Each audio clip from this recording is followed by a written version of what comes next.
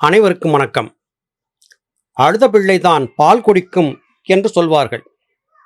திரு ஞானசம்பந்தப் பெருமான் குளக்கரையிலே நின்று அழுது கொண்டிருந்ததை பார்க்க முடியாமல் துடிதுடித்து போன அன்னை பராசக்தி திருமுலைப்பால் ஊட்டி ஞானசம்பந்தனாக அவரை மாற்றியமைத்தார் என்பதை அவருடைய வாழ்க்கை சரிதத்தின் மூலமாக நாம் அறிந்திருக்கிறோம்.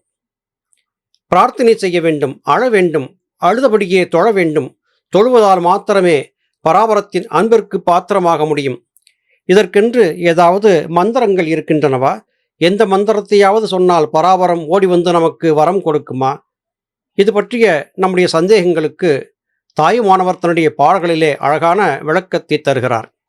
இன்றைய பாடலிலே இதுபோன்ற வினாக்களுக்கு தாயுமானவர் தரக்கூடிய உயர்ந்த விளக்கத்தை பார்க்க இருக்கிறோம்.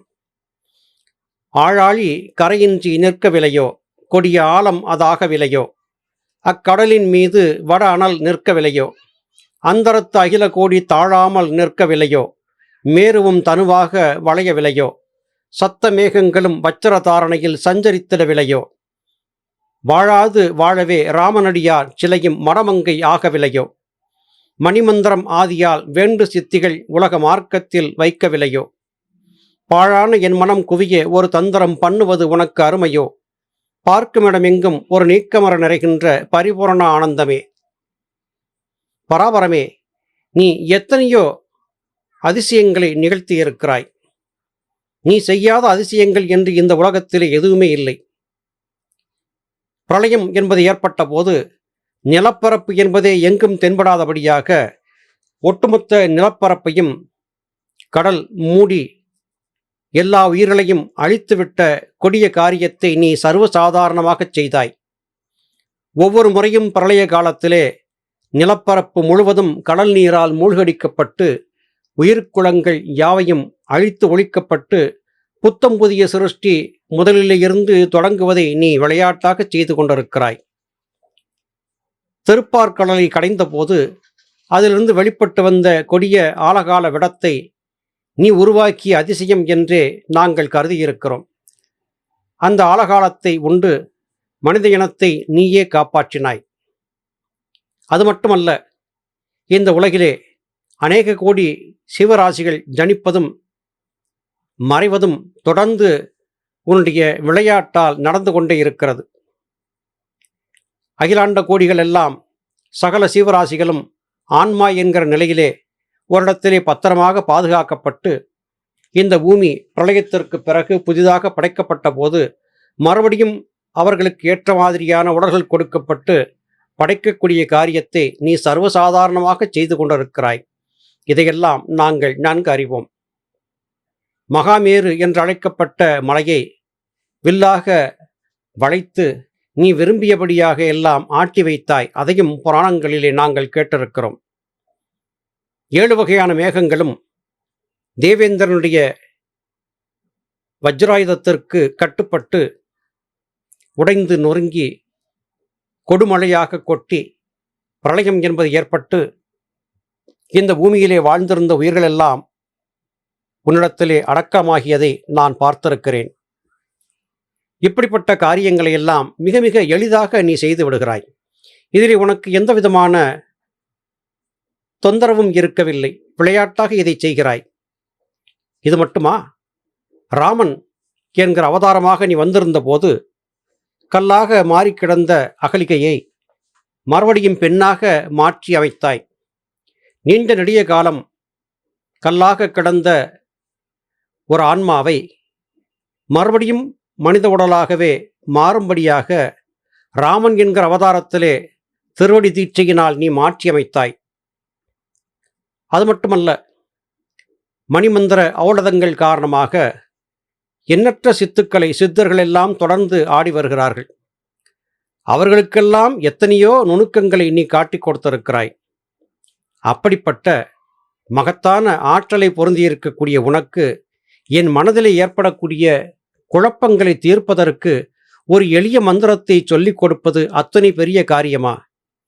நான் இந்த உலக மாயையிலே சிக்கிக்கொண்டு இந்த உலக வாழ்க்கையிலே என்னை தொடர்ந்து தொலைத்து கொண்டிருக்கிறேனே, தேம்பி தேம்பி அழுது கொண்டிருக்கிறேனே, உன்னையே நினைத்து உருகி கொண்டிருக்கிறேனே, என்னை காப்பாற்றுவதற்கு எத்தனையோ மகத்தான காரியங்களை செய்து நீ ஏதோ ஒரு சின்ன தந்திரம் அல்லது ஒரு சின்ன மந்திரத்தை எனக்கு சொல்லிக் கொடுத்து என்னை மேன்மைப்படுத்தும்படியாக ஆசீர்வதிக்க கூடாதா? இது உனக்கு அதிசயமா? ஏன் இதை இன்னமும் செய்யாமல் காத்திருக்கிறாய் என்றெல்லாம் புலம்புகிறார், தவிக்கிறார் தாயுமானவர். ஆம், நாம் இந்த மானுட உடல் வாழ்க்கையிலே எத்தனையோ விடயங்களை பார்த்து பயணித்துக் கொண்டிருக்கிறோம். துன்பங்கள் தீர்ந்தபாடில்லை. ஆனால் பராபரம் மனம் வைத்துவிட்டால் ஒரு வினாடி நேரத்திலே நம்முடைய துன்பங்கள் எல்லாம் காற்றாக கரைந்து மறைந்துவிடும். எனவே எப்படிப்பட்ட துன்பமாக இருந்தாலும் இடைவிடாமல் செய்யக்கூடிய பிரார்த்தனையின் மூலமாக பராபரத்தின் கருணைக்கு பாத்திரமாகக்கூடிய மனிதர்களுக்கு உடனடியாக தீரும் என்பதையே இத்திருப்பாடல் மூலமாக தாயுமானவர் சொல்கிறார். எல்லா இடங்களிலும் பராபரம் நிறைந்திருக்கிறது. அந்த பராபரம் உங்களுடைய வேண்டுதல்களை எல்லாம் கேட்டுக்கொண்டுதான் இருக்கிறது. உங்கள் கர்மவினை காரணமாக பராபரத்தின் அனுக்கிரகம் உங்களுக்கு கிடைப்பதற்கு கால தாமதமாகிறதே அல்லாது கிடைக்காமல் போவதற்கு முகாந்தரம் இல்லை. எனவே பொறுமையோடு பிரார்த்தனை செய்யுங்கள்.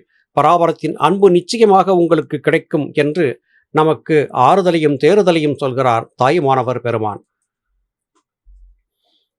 ஆசைக்கோர் அளவில்லை, அகிலமெல்லாம் கட்டி ஆளினும் கடல் மீதிலே ஆனை செலவே நினைவர் அழகேசன் நிகராக அம்பொன் மிக வைத்த பேரும் நேசித்து ரசவாத வித்தை கலைந்திடுவர். நெடுநாள் இருந்த பேரும் நிலையாக வேகினும் காயகற்பம் தேடி நெஞ்சு புண்ணாவார். எல்லாம் யோசிக்கும் வேளையில் பசிதீர உண்பதும் உறங்குவதுமாக முடியும். உள்ளதே போதும் நான் நான் என குளறியே ஒன்றை விட ஒன்றை பற்றி பாசக்கடற்குள்ளே வீழாமல் மனதற்ற பரிசுத்த நிலையை அருள்வாய். பார்க்குமிடமெங்கும் ஒரு நீக்கமர நிறைகின்ற பரிபூரண ஆனந்தமே. மனிதன் தனக்கு ஆனந்தம் வேண்டும் என்பதற்காக எத்தனையோ விதமான காரியங்களை செய்து கொண்டே இருக்கிறான். ஆனால் புலன்கள் சார்ந்து அவன் கொண்டிருக்கக்கூடிய ஆசைகளுக்கு மாத்திரம் அளவு என்பதே கிடையாது. மனிதனின் ஆசைக்கு அளவே இல்லை. இந்த அகிலமெல்லாம் கட்டி ஆண்டாலும் கூட அவனுக்கு ஆசை தீரப்போவதில்லை. இந்த கடல் மீதிலே யானை அளவிலே தனக்கு தேவையான எல்லாம் குவித்து வைத்திருந்தாலும் கூட அவனுடைய ஆசை என்னவோ தீரப்போவதில்லை. அழகில் மன்மதனாகவும் சுகபோகங்களிலே அரசனாகவும் வாழக்கூடிய நிலை கிடைத்திருந்தாலும் கூட அதைக் காட்டிலும் இன்னும் வேறு ஏதோ ஒன்று வேண்டும் என்று அவனுடைய மனம் கேட்கிறது. மனிதனின் ஆசைக்கு அளவே இல்லை. அவன் ஆசை எப்போதும் வளர்ந்து கொண்டேதான் இருக்கிறது. சரி, ஒரு அரசனாக இருந்து மிகப்பெரிய பொன் பொருள் போக போக்கியங்களை எல்லாம் அனுபவித்துக் கொண்டிருக்கக்கூடிய மனிதன் என்று வைத்துக் கொள்வோம். அந்த வேளையிலே அந்த பகுதிக்கு வந்திருந்த யாரோ சில சித்தர்கள் ரசவாதம் செய்து தங்கம் தயாரிக்கிறார்கள் என்று தெரிந்துவிட்டால் மன்னன் என்பதையும் மறந்து அந்த சித்தர்களை பிடித்து வந்து அவர்களிடத்தே இருந்து ரசவாத வெற்றியை கற்றுக்கொள்ள வேண்டும் என்ற எண்ணம் அவனுக்கு வந்துவிடுகிறது. ஆசை யாரை விட்டது? இப்படி மனிதன் எந்த நிலையிலே இருந்தாலும் திரும்ப திரும்ப இடைவிடாத ஆசைகளை மனதிலே சுமந்தபடியாகவே இருக்கிறான். இவனுடைய இந்த ஆசைக்கு முடிவு என்பதே கிடையாது. ஆம், மனிதனுடைய ஆசைக்கு முடிவு என்பதே கிடையாது. நெடுங்காலம் இந்த உலக வாழ்க்கையை வாழ்ந்திருந்தவர்களும் கூட காயகற்பங்களை தேடி உண்டு நீண்ட நெடிய காலம் நிலைத்திருக்க வேண்டும் என்று கருதி சித்தர்களாக துறவிகளாக தங்களை மாற்றிக்கொண்டு காடு மலைகளிலே சென்று பயணித்தவர்களும் கூட நீண்ட நெடிய காலம் வாழ வேண்டும் என்பதற்காக உடலை அழியாமல் வைத்திருக்கக்கூடிய காயகற்ப மருந்துகளுக்கு ஆசைப்பட்டு அலைந்து திரிந்து கண்ட கண்ட மருந்துகளையும் தின்று உடலை புண்ணாக்கி மாண்டுபட்டும் போனார்கள் என்று தாயுமானவர் சொட்டுகிறார். கற்பங்களை உண்டு எதற்காக நீண்ட காலம் வாழ்ந்திருக்க வேண்டும்? அதுவும் இந்த உலகத்தை இன்னமும் கூட பார்த்தபடியாக பயணிக்க வேண்டும் என்கிற ஆசைதானே காரணம். காயகற்பங்களை உண்டு அதிக காலம் வாழ்ந்திருந்தால் மாத்திரம் நீங்கள் எதை சாதித்துவிடப் போகிறீர்கள் என்று கேட்கிறார். சரி, போகட்டும். துறவியாக மாறிவிட்டீர்கள். காயகற்பங்களை தேடி காடுமலைகளில் அலைகிறீர்கள். காயகற்பங்களை கண்டுபிடித்து உண்டு விட்டீர்கள் என்றும் கூட வைத்துக் கொள்வோம். ஆனாலும் கூட ஒரு குறிப்பிட்ட வேளை தாண்டும் போது பசிக்குமே. பசி வந்தபோது என்ன செய்வீர்கள்? அந்த பசியோடு உங்களால் உறங்கக்கூட முடியாதே. அப்படியென்றால் என்ன செய்ய வேண்டும்? மறுபடியும் மனிதர்கள் வாழ்ந்திருக்கும் ஊருக்குள்ளே வர வேண்டும். பிச்சை பெற வேண்டும். பிச்சை எடுத்து உண்ண வேண்டும். அல்லது தங்கம் செய்து அந்த தங்கத்தை கொண்டு போய் கடை வீதியிலே விற்று அது கிடைக்கும் காசிலே உணவுப் பொருட்களை வாங்கி சமைத்து உண்ண வேண்டும். இந்த உலக வாழ்க்கையை வாழ வேண்டும் என்றால் பசி என்பதையும் தூக்கம் என்பதையும் தாகம் என்பதையும் தவிர்க்க முடியாது. இது உடலோடு சேர்ந்து வந்திருக்கக்கூடிய விடயங்கள். இவற்றை சாதித்துக் கொள்வதற்காக மறுபடியும் பற்பல விதமான துன்பங்களை செய்து கொண்டேதான் இருக்கப் போகிறீர்கள்.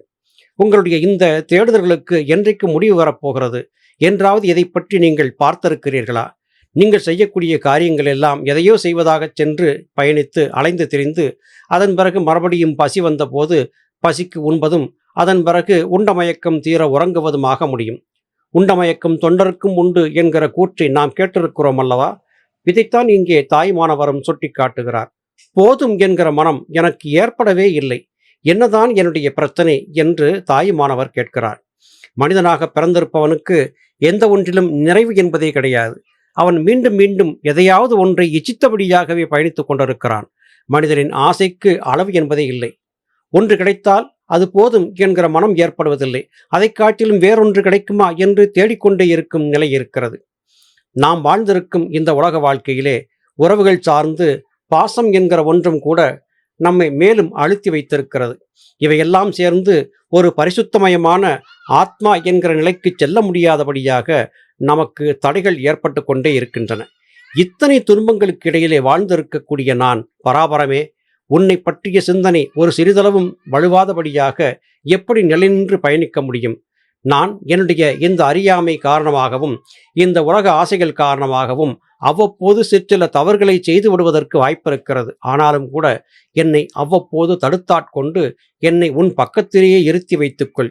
எல்லா இடங்களிலும் நிறைந்திருக்கக்கூடிய பராபரமாகிய உனக்கு எனக்குள்ளே இருப்பது ஒன்றும் அரிதான காரியம் அல்ல. எனக்குள்ளே இருக்கக்கூடிய நீ நான் எந்த விதமான தவறும் செய்துவிடாதபடியாக என்னை காப்பாற்றி கரம் பற்றி கரை சேர்ப்பாய் என்கிற நம்பிக்கையில்தான் உன்னை நினைத்தபடியாக நான் பயணிக்கிறேன்.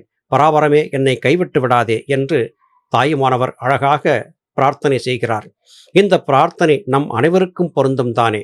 மீண்டும் அடுத்த பதிவிலே உங்களை சந்திக்கிறேன். அதுவரையிலும் நன்றி, வணக்கம்.